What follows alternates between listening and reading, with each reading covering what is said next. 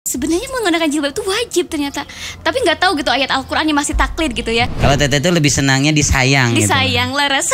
Ini mohon maaf nih Pak, ada di sini banyak BL ya. Bujang lapuk tuh ada Kang El sama. Wa tazawwadu fa inna khairaz zadi taqwa. Ma'abah tim. Siap. Wahid, Isnin, Salasah. Assalamualaikum warahmatullahi wabarakatuh. Alhamdulillah wa syukurillah. Hari ini kita ada tamu istimewa yang alhamdulillah mudah-mudahan semua diberkahi oleh Allah. Semua mahabbah tim dan juga pemirsa mahabbah yang ada dimanapun berada. Dan insya Allah hari ini kita ada tamu istimewa Teh Hana Eliana. Nama panjangnya apa nih? Hana Eliana aja Ustaz. Hana Eliana aja. Nah, ini tamu istimewa kita hari ini. Masya Allah. Dan beliau insya Allah salah satu da'iyah masa depan yang luar biasa. Masya Allah, amin. Gimana Teh Hana, sehat? Alhamdulillah Ustaz. Tinggal di mana nih? Tinggal di daerah Selabintana, arah Pondok Kalimun, di sebelum Pondok Pesantren Az-Zainiyah. Oh, dingin sekali di sana. Dingin sekali Ustaz. Dingin sekali atau biasa dingin memang? Kalau asli dari situ emang asli Selabintana. Cuman kalau rumah pribadi memang di sana gitu. Kalau mamah di Pondok Pesantren Sikonya di daerah itu. Ya, kalau memang udah biasa di sana, biasa dingin. Ya, kalau Ustadz kan kalau ke sana sekali-kali enak ya. Kalau tiap hari dingin banget. Ya, Laras susah di sini mah panas. Ya, terus juga Teh Hana ini kan Ustadz hafal betul lah. Udah berapa tahun juga ikut digabung Majelis Mahabbah juga ya. Tahun 2016. 2016. Ya, sebelum nikah juga. Ustadz di waktu Hana nikah juga Ustadz datang. Iya, tahu di La Palma ya. Iya, di La Palma, Masya Allah. Sebelum nikah itu juga udah di Majelis Mahabbah ya. Dan apa sih awal dari Teh Hana ini? Sebelum ikut Majelis Mahabbah itu di mana sih sebenarnya? Sebelumnya itu pernah pondok pesantren Ustadz di pesantren Syamsul Ulum. Keluar atau saat SMA itu? Saat SMA itu saat SMA di pondok pesantren Syamsul Ulum Gunung Puyuh Sukabumi yang ada di Bayangkara. Ya dari situ karena masih semangat dalam menuntut ilmu, gabunglah di Majelis Mahabbah pada saat itu pada tahun 2016 lulus dari pondok pesantren gitu Ustadz. Alhamdulillah berarti termasuk lingkungannya bagus lah ya Teh Hana. Insya Allah Ustaz. Cuman memang nggak pernah ngalamin kayak akhwat-akhwat yang mau hijrah itu butuh perjuangan. Itu dari SMP perjuangannya sampai pernah. Jadi Ustaz sebelum anak masuk pondok pesantren memang permintaan anak kan masuk pondok pesantren itu. Sebelum masuk pondok pesantren itu anak tuh pernah pakai kerudung. Pernah pakai kerudungnya itu belum syar'i dan anak menyangka bahwa memakai jilbab itu tidak wajib gitu Ustadz. Pernah membaca sebuah artikel, datang ke warnet, membaca sebuah artikel, bukan artikelnya sebenarnya, cuman judulnya aja. Jadi judulnya itu terhapusnya pahala karena tidak menggunakan jilbab. Hah? Sebenarnya menggunakan jilbab itu wajib ternyata, tapi nggak tahu gitu ayat Al-Qur'annya masih taklid gitu ya, ikut-ikutan aja gitu pakai jilbab. Itu masa-masa labil lah. Masih labil SMP. Cuman memang hijrahnya dari SMP gitu. Dan ketika anak menggunakan pakaian syar'i itu memang berdebat dulu sama orang tua. Sampai mama bilangnya anak itu aliran yang berbeda gitu. Dikucilkan lah di kampung karena ya pada tahun 2011 itu hijab syar'i itu ternyata Ustadz masih jarang dan memang masih kelihatan nuansa ekstrim ya. Iya, ekstrim. Padahal belum pakai cadar gitu. Nah, ketika di pondok pesantren baca-bacalah tentang masalah kitab fikih yang ada di pesantren, salah satunya kitab Safina, kitab Fathul Qorib. Ternyata di dalam kitab tersebut yang bermazhab Imam Asy-Syafi'i itu memang menggunakan cadar itu wajib, namun dapat diringankan menjadi sunnah. Nah, anak tuh ingin pakai cadar pas waktu di pondok pesantren tuh. Mama itu sampai nangis gitu ya, karena mama kunaon katanya teh di pesantren teh malah makin belegu katanya. Kata mama tuh, padahal anak tuh ada kekhawatiran mungkin. Iya, ada kekhawatiran, betul. Ya, kalau orang tua kan biasanya melarang itu ada kekhawatiran, ada ketakutan. Biasanya ketakutan orang tua kalau seorang perempuan pakai cadar ya, masalah jodoh, takut ya. Yang keduanya takutnya alirannya ya dianggap beda aja, ekstrimsnya. Apalagi sekarang pandangan-pandangan cadar ya, hal-hal yang berbau-bau itu kan dihubungkan dengan tanda kutip teroris loh. Iya lurus Ustaz. Saat itu tahun 2013 ya. Oke. Sehingga memang ada pandangan-pandangan itu saya pikir wajar saja. Tapi bagaimana Teh Hana ngatasin itu? Mengatasi itu menurut aja, karena ini kan dapat didengarkan menjadi sunnah. Jadi udahlah berpakaian syar'i tetap kokoh gitu. Walaupun waktu itu di pondok pesantren memang nggak semuanya pakai kerudung syar'i Ustadz. Jadi kerudungnya tuh pakai kerudung yang Paris anu carang geningnya.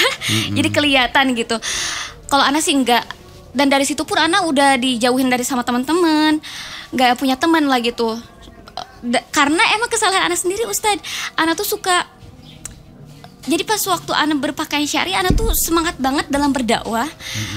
Ketika ada orang yang bermaksiat, salah satunya dalam pacaran misalkan, Ana berani melarang mereka, beramar ma'ruf nahi munkar terhadap mereka. Hei, wala taqrabu zina, dan itu di depan umum gitu. Oh, ternyata itu perbuatan yang salah ketika Ana bermuhasabah gitu Ustadz. Itu paham itu dari mana sebenarnya? Kan Ustadz nggak ngajarin gitu ya? Ya, itu paham itu dari gini Ustadz. Jadi atau banyak baca atau karena banyak mendengar? Karena ini aja, karena ketika membenci sesuatu pengen mungkin lagi semangat hijrah. Mungkin iya. Lagi semangat hijrah. Saya juga ngalamin begitu. Titik-titik itu di mana ibaratnya kalau kita mau dakwah itu ibaratnya kayak makanan gitu loh. Semangat dakwahnya masih betul-betul menggebu gitu, tanpa ada rem lah ya. Kalau sekarang kan mungkin kalau ngegas itu ada remnya lah supaya tidak terlalu ngegas terus gitu. Nah, ini tuh Teh Hana ya. Kira-kira mengatasi masalah keluarga saat ini kondisinya seperti apa? Mengatasi rumah tangga gitu. Enggak, dengan orang tua. Dengan orang tua. Dengan orang tua alhamdulillah ya Ustadz, kita baik-baik aja gitu. Walaupun orang tua memang suka masuk ke dalam peraturan rumah tangga kita, tapi kita nurut aja sama orang tua. Ya walaupun orang tua sebenarnya belum menggunakan jilbab. Sebenarnya walaupun tapi sudah mendukung, support, nggak ada masalah alhamdulillah. lagi. Alhamdulillah. Nah, itu yang paling penting. Karena mungkin kalau orang tua ngomong bisa telaku gitu. Karena tapi yang batas laku. Karena mungkin bisa telaku karena waktu pakai cadar nggak kelihatan wajahnya gitu, Ustaz mungkin. Pasti ada kekhawatiran itu, saya kira wajar saja. Wajar saja karena memang salah satu faktor penyebab juga akhwat-akhwat yang memakai niqab itu. Salah satu alasan yang tidak mau dan menjadi pertentangan di keluarga, salah satu besarnya itu masalah jodoh. Iya, laras Ustaz. Masalah jodoh itu. Iya, seperti itu. Tapi alhamdulillah proses-proses itu sudah bisa dilalui. Alhamdulillah. Nah, terus ini nih terkait dengan sekarang kan Teh Hana sudah mulai bikin organisasi nih. Alhamdulillah. Aktif nih. Coba lihat foto-fotonya nih. Mahabbah Tim ini, ini lagi di mana nih? Kalau ini ketika ada kajian di Jakarta bersama Muslimah Syari Indonesia. Jadi rakernas, rapat kerja. MSI ya? Iya, MSI yang sama Bunda Risti Ustaz juga pernah ngisikan ya. Di Muslimah Syari Sukabumi ya. Ya, terus ini Tijan. Ketika Tijan di kajian daurah kitab Tijanud Darori, kitab tauhid. Terus nah, ini ketika di Jakarta Timur bersama Ustadz Haikal, Ustadz Ar-Rahman Lubis ya. Pakar cinta juga itu. Iya, Masya Allah. Terus ini ketika kajian kemarin di Kompas. Kompas ya, Komunitas Remaja Pemuda Masjid. Ya gitu Ustaz. Memberanikan diri untuk dakwah. Ini kan sesuatu yang nggak mudah loh apalagi seorang akhwat ini. Terus terang pengkaderan daiyah ini yang paling sulit itu adalah kader daiyah perempuan, ya. Daiyah perempuan untuk tampil, untuk bisa memberikan dakwah dan semangat berjuang di sana itu perkara yang sulit nih hari ini. Nah, saya lihat dari Teh Hana ini punya semangat dakwah yang luar biasa. Ya, amin Ustaz. Apa sih yang mendorong Teh Hana sampai bikin komunitas apa namanya? Peradaban? Rumah Peradaban. Rumah Peradaban. 14 ya? Rumah Peradaban apa?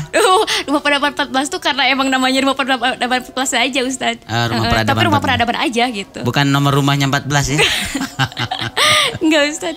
Rumah Peradaban. Terus juga MSI Muslimah Syari Indonesia. Belum juga di Majlis Mahabbah juga. Sekarang ikut pesantren Mahabbah. Ya, alhamdulillah. Terus kalau ada daurah-daurah Teh Hana ikut juga kan? Ada pelatihan, training ikut juga. Apa sih yang membuat Teh Hana semangat di situ sampai detik ini dan bisa mempertahankan itu? Apa? Masya Allah ya Ustadz. Ketika itu Ana ikut kajian bersama Ustazah Sanilziah yang waktu itu Ustadz pernah. Paham, ya.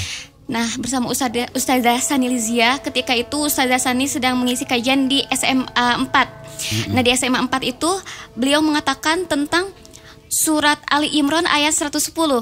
Auzubillahi minasyaitonirrajim. Kuntum khairu ummatin ukhrijat linnas ta'muruna bil ma'rufi wa tanhauna 'anil munkar wa tu'minuna billah. Kamu adalah umat Islam, umat terbaik yang dilahirkan untuk manusia, karena kamu yang mengajak kepada kebaikan, mencegah segala kemungkaran dan beriman kepada Allah. Nah, Ustazah Sani mengatakan hal tersebut. Dari situ, wah, Masya Allah gitu. Harus menjadi seorang khair ummah, bermanfaat untuk umat. Dari situ benar-benar giroh itu sangat ada motivasi. Dan juga lihat sosok akhwat ya. Tesani kan akhwat ya. Seorang perempuan bisa dakwah gitu. Nah gitu, Masya Allah. Termotivasi dari situ. Ya, termotivasi dari Ustazah Sani. Dan Masya Allah yang beliau sampaikan juga sangat menggugah untuk menjadi seorang be the best, be the agent of change for the world gitu. Jadilah kamu adalah agen yang mampu mengubah dunia ini gitu. Gitu Ustadz. Jadi memang pengennya internasional gitu kalau bisa kerja dakwah. Bisa, artinya dakwah itu yang penting memulai, bukan masalah hasil. Punya cita-cita, keinginan, punya dream, punya mimpi setinggi langit, no problem. Kita terus belajar, memberikan manfaat mengalir seperti air.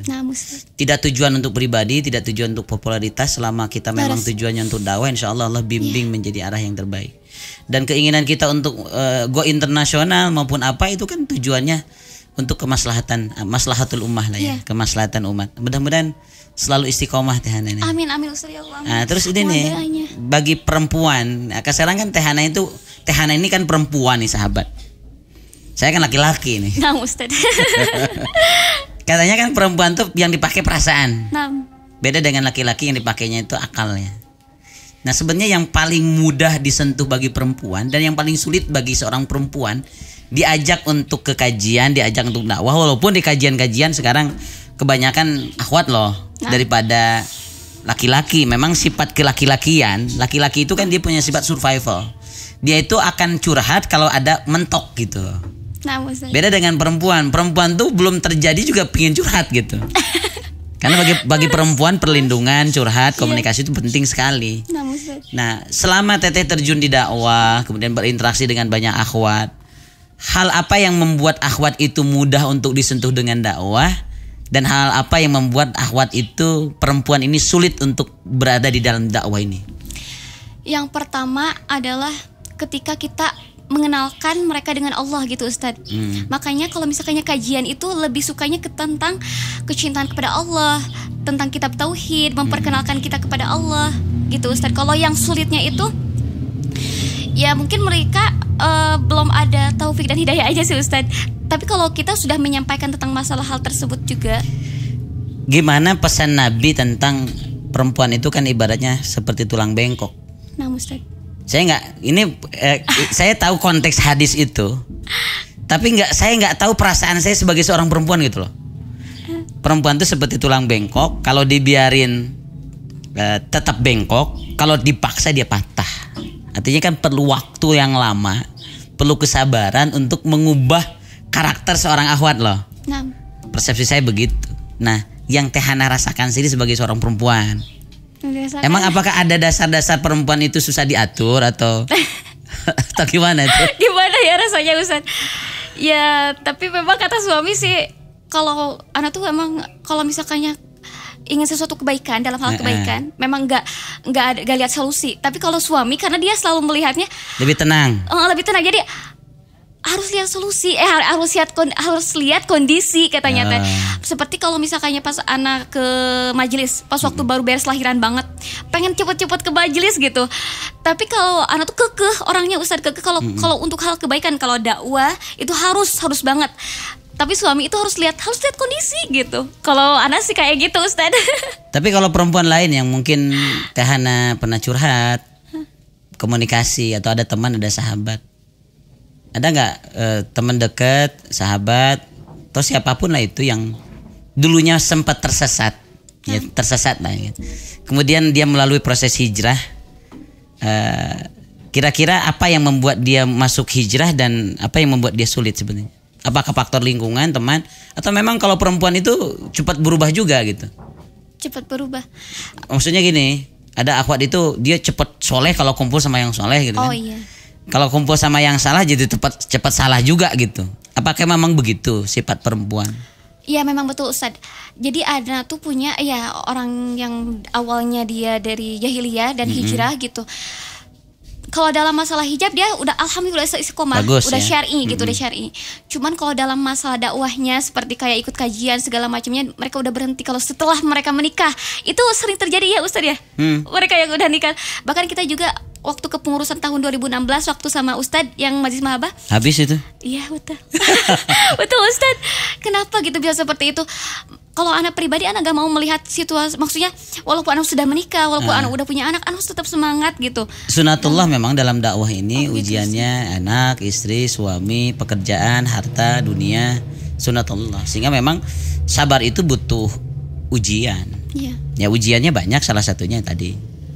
Ya, kayak dari angkatan tahun 2016 kan Majlis Mahabbah itu yang saya lihat sekarang ada akhwat itu ada Teis kan, Tehana gitu, yang lainnya saya kemana nih pada kemana nih.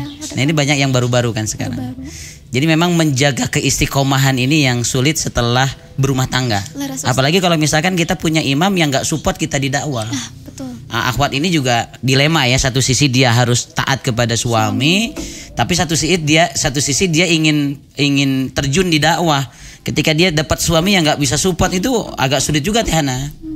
Maka pentingnya kita punya pasangan yang satu paham, satu misi, dan ya minimal ya suami kita paham dengan apa yang ingin kita lakukan, support dia gitu. Nah ini nggak gampang. Nah Mas Fauzi termasuk orang yang amin yang alhamdulillah bisa mendukung lah ya sama-sama. Insya Allah walaupun harus dipaksa dulu. Nah dari mulai proses hijrahnya Mas Fauzi itu Ustadz apal betul kan? Iya. Sampai sekarang ayah luar biasa. Ustadz, alhamdulillah masih ingat ya apa yang Anda pernah curhat ke Ustadz dulu. Apa? Masya Allah. Jadi ya cukup bagus lah, artinya saling melengkapi. Terkadang ya suami yang perlu didorong. Terkadang juga pada saat posisi perempuan tuh kan sering terjatuh juga nih. Kadang perempuan tuh ada katanya ada rasa was-was, khawatir, bimbang, kekhawatiran yang berlebihan, ya. Itu ada pasti bagi seorang perempuan. Nah di saat-saat seperti itu kadang perempuan bukan perlu solusi, tapi perempuan itu perlu ada orang yang nenangin, perlu ada orang yang melindungi, perlu ada orang yang bisa paham kondisinya. Gitu. Kadang laki-laki dengan perempuan nggak nyambung loh. Betul. Kenapa? Karena perempuan tuh apa yang dikatakannya ternyata tidak sesuai dengan kenyataan. Bisa dikatakan perempuan tuh mulut dengan hatinya berbeda. Kok Ustadz begitu? Iya, karena perempuan tuh dia itu kan makhluk yang bilingual, banyak ngomong ya. Beda dengan laki-laki lah, to the point, langsung ke inti. Kalau perempuan tuh kalau ngomong ke sana ke sini dulu nih. Muter-muter dulu. Ibaratnya begitulah. Jadi kadang dia tidak langsung to the point, ke inti. Nah, perlu laki-laki yang sabar bisa mendengarkan. Ibaratnya perempuan ngomong 1000 kata, laki-laki ngomong 1 kata aja dianggap salah. Nah sekarang nih yang paling sulit menurut Teteh, kan Nabi SAW mengungkapkan kebanyakan penghuni neraka itu adalah perempuan. Sehingga para sahabat bertanya, ya Rasulullah, apa yang menyebabkan perempuan itu masuk neraka? Yang pertama tentunya kasiyatun ariyatun, banyaknya perempuan yang berbaju tapi telanjang, berlenggak-lenggok seperti puduk unta. Dia perempuan seperti ini tidak akan masuk surga, bahkan bau surga pun tidak akan menciumnya. Apalagi dengan eranya TikTok ya, eranya Facebook, eranya YouTube. Nah pesan Tehana untuk perempuan-perempuan yang seperti ini gitu, ya dia membuka auratnya, dia apalagi sekarang kalau kita ke Facebook itu kan dosa jariah tuh. Ya yang setiap dia dilihat oleh ikhwan maka dosanya terus mengalir gitu untuk akhwat itu. Nah kira-kira pesan Tehana seperti apa? Pesan dari Ana bagi akhwat-akhwat, yang pertama adalah bekal yang paling utama itu adalah takwa. Taat akan perintah Allah dan menjauhi segala apa yang Allah larang. Dan memang itu merupakan bekal yang paling utama ya Ustadz ya. Entah itu kita menjadi seorang pelajar, entah itu kita menjadi seorang dokter, atau menjadi seorang pejabat, takwa harus menjadi sebuah bekal di setiap perjalanan hidup kita. Allah Subhanahu wa taala berfirman di dalam surat Al-Baqarah, A'udzubillahi minasyaitonirrajim, "Wa tazawwadu fa inna khairaz zadi taqwa wattaquni ya ulil albab." Wa tazawwadu, dan berbekallah. Fa inna khairaz zadi taqwa, karena sesungguhnya sebaik-baiknya bekal adalah takwa. Wattaquni ya ulil albab, dan bertakwalah wahai orang-orang yang memiliki akal sehat. Lalu apa tuh untuk memiliki sifat takwa kita harus apa gitu. Yang pertama adalah memperbaiki sholat kita. Memperbaiki sholat kita, karena sholat merupakan pencegah segala perbuatan keji dan munkar. Di dalam buku Sebab Khusyuk dalam Sholat yang dikarang oleh Syekh Muhammad Sholih Al-Munajjid, yang pertama adalah mempersiapkan diri kita ketika kita akan sholat, benar-benar terniat gitu sholat itu, rapi-rapi dulu, dandan dulu pakai wangi-wangian, bagaikan kita mau bertemu dengan presiden, agar sholat kita itu mencegah segala perbuatan keji dan munkar. Yang kedua, mengingat kematian ketika kita sholat. Dan yang ketiga adalah menghayati, memaknai segala ayat-ayat Al-Quran yang kita baca di dalam sholat. Insya Allah sholat tersebut akan mencegah diri kita dari segala perbuatan keji dan munkar. Di dalam surat Al-Ankabut ayat 45, A'udzubillahi minasyaitonirrajim. Wa aqimis shalah inna sholata tanha 'anil fahsya'i wal munkar. Dan kerjakanlah sholat, karena sholat merupakan pencegah segala perbuatan keji dan munkar. Jadi itu pesan-pesannya sahabat Pillah. Perbaiki sholat kita dan berbekalah dengan takwa. Insya Allah hal tersebut akan mencegah diri kita dari segala perbuatan keji dan munkar, seperti realitanya pada zaman sekarang ya Ustadz ya.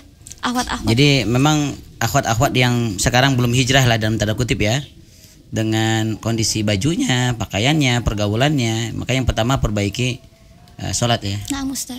Yang kedua nih, bagaimana nih Rasulullah pun menyebabkan perempuan itu masuk neraka karena banyak perempuan yang tidak bersyukur kepada suaminya. Jadi ketika suaminya melakukan kebaikan 1 tahun, tetapi hanya dengan satu kesalahan, maka hilanglah semua kebaikan daripada suami. Yang dilihat mungkin daripada sosok perempuan kepada laki-laki itu ya kurangnya.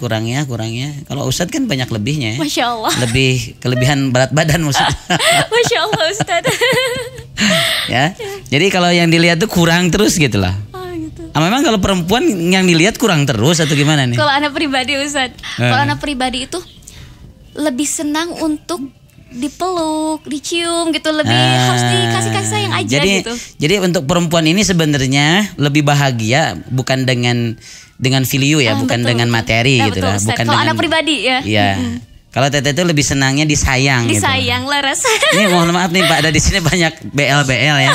Bujang Lapuk tuh ada Kang El sama Kang Adli, dia ketua majelis maba. Dia BL juga kan, Bujang Lapuk.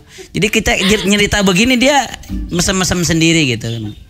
Jadi perempuan tuh perlu disentuh, perlu komunikasi ya. Jadi kadang memang perempuan itu tidak perlu nasihat ya, tapi yang dibutuhkan itu jangan NATO lah ya, no action talk only ya. Tapi perlu ada aksi untuk bisa melakukan. Salah satunya ya, memang benar katanya, kalau laki-laki itu yang tajam itu matanya, kalau perempuan itu yang tajam pendengarannya. Makanya jadi perempuan harus pandai berdandan, karena yang tajam bagi laki-laki matanya, dan bagi laki-laki harus pandai menggombal, karena yang sensitif bagi perempuan pendengarannya. Jadi yang sukses laki-laki itu yang jadi raja gombal sebenarnya. Baik, kemudian nih perempuan ini kan sesuatu yang unik buat saya nih. Nah, Ustaz. Unik ini memang Rasulullah memperlakukan perempuan tuh berbeda. Bayangkan saja pada zaman jahiliyah perempuan tuh terhina lah, tertindas, terhina, dijadikan sebagai budak, dijual belikan hanya sebagai batas komoditas seks. Dia tidak mendapatkan hak waris perempuan itu. Bahkan perempuan ini ketika lahir anak perempuan maka dikubur hidup-hidup. Ketika lahirnya anak perempuan. Nah, setelah zaman Rasulullah SAW, maka perempuan itu dimuliakan. Bahkan posisinya Rasulullah mengungkapkan ummuka. Maka ibumu, kemudian bapakmu. Bahkan posisi perempuan dihormati dengan ditutup auratnya, dengan dihijab ya, dengan diberikan hak warisnya. Banyak hal ya di dalam Islam yang mengangkat posisi perempuan. Sedangkan gambaran-gambaran orang-orang non-muslim ya. Ya, dia banyak berpendapat bahwa Islam itu mengekang potensi perempuan loh. Jadi seolah-olah Islam itu tidak punya emansipasi perempuan lah gitu ya. Ya namanya apa sih kalau sekarang ya? Yang ngerasa pingin perempuan itu sama kedudukannya dengan laki-laki. Nah, Teteh melihat kondisi ini nih, bagi Teteh sebagai seorang muslimah, pesan kepada awat-akhwat nih yang di luar sana. Apakah betul Islam itu seperti itu sesuai dengan gambaran orang-orang non muslim atau orang-orang yang tidak suka dengan Islam, atau justru Islam itu mengangkat derajat seorang perempuan bahwa dengan dihijab, bahwa dengan aturan-aturan terhadap perempuan seperti itu justru Islam melindungi sosok perempuan. Pendapat anak gitu itu. Ya kalau menurut anak sih Ustadz, justru ketika kita menggunakan hijab ya kita telah menjaga ifah dan izah kita, kehormatan dan kesucian kita gitu Ustadz. Gitu. Yeah.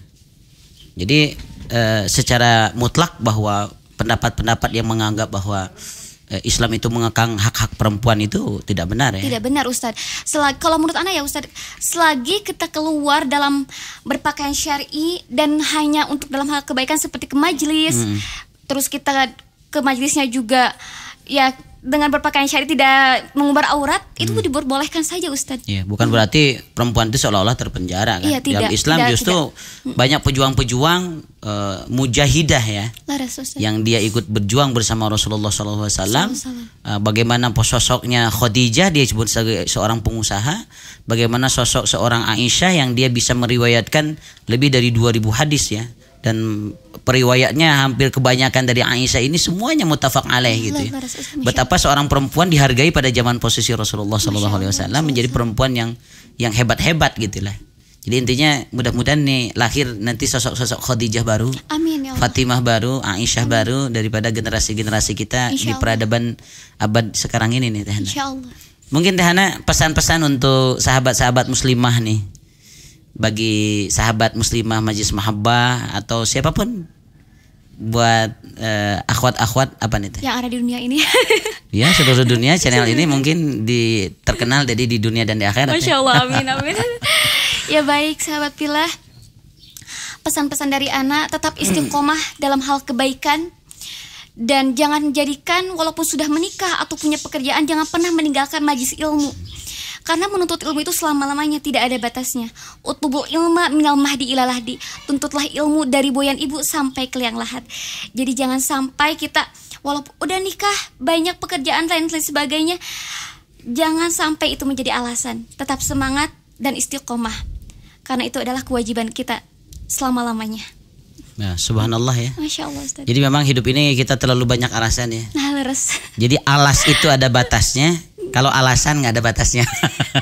Iya benar. Jadi sekarang kita mencari alasan untuk bisa, mencari alasan untuk tetap semangat, mencari alasan untuk tetap istiqomah, mencari alasan untuk tetap berada dalam kebaikan, bukan sebaliknya.